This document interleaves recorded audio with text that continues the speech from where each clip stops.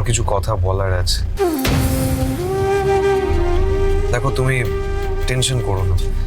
আমার বন্ধুরা ওরকম মানুষ নয়। ওরা তোমার সম্পর্কে জানে, আমাদের কোন সিচুয়েশনে বিয়ে হয়েছে, সবটা সম্পর্কে ওরা ওয়াকিবহাল।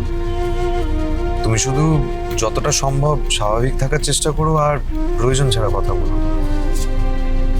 এটুকুই বলার ছিল।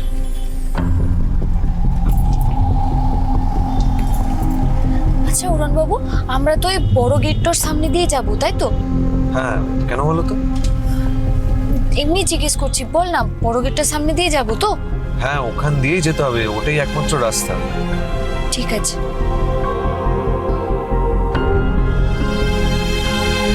কি ব্যাপার বলো তো, তুমি হঠাৎ করে বড় গেটের কথা কেন বলছো?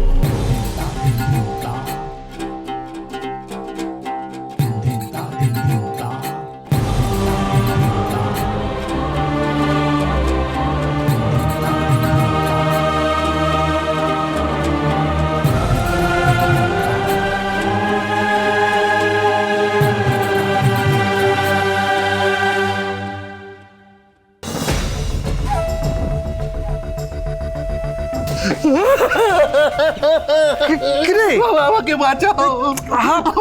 কি হয়েছে? কি পাগলামি শুরু করলি? বাবা বাবা আমার অনেক টাকা লস হয়ে গেছে বাবা। আমার ব্যবসার অবস্থা একেবারেই ভালো নয় বাবা। বাবা বাজারে অনেক দেনা, সাপ্লায়াররা বলেছে আর মাল সাপ্লাই দেবে না। সে কি রে? হ্যাঁ বাবা, মানে কি করে ব্যবসাটা করবো আমি বুঝতে পারছি না বাবা। আমি কি করে ব্যবসা করবো? আমার অনেক টাকা লাগবে। তুমি যদি অন্তত একটু কিছু দিয়ে সাহায্য না করো তাহলে। বাবা বাবা, তো তোমার সঙ্গে আমার কথা রয়েছে। কি রে সাত্তকে, তোর মুখ এরকম থমথমে কেন? কি হয়েছে? এই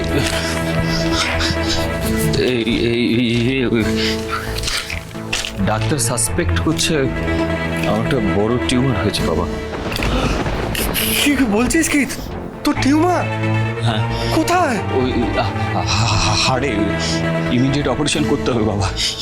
আমি মানে ওই টাকার আমি লটারির টিকিট কেটেছিলাম না, কিন্তু প্রাইজ মানিটা পাইনি। তারপর জানো, একজন আমাকে বোঝালো ওই প্রাইভেট ফান্ডে যদি টাকা রাখা যায় তাহলে অল্প সময়ে টাকাটা নাকি ডাবল হয়ে যায়। আমি সেটাও করলাম বাবা, কিন্তু আমি বুঝতে পারিনি ওটা চিট ফান্ড। আমার অতগুলো টাকা সব চলে গেল বাবা, আমার সব শেষ হয়ে গেল বাবা। এখন যদি তুমি আমাকে না দেখো আমি মরে যাবো বাবা। আর কি যন্ত্রণা! বাবা আমারও একই অবস্থা। বলছিস কি? হ্যাঁ, রাঙামতি তীরন্দাজ সোম থেকে রবি প্রতিদিন সন্ধ্যে 7:30টায় স্টার জলসায় ও ডিজনি প্লাস হটস্টারে।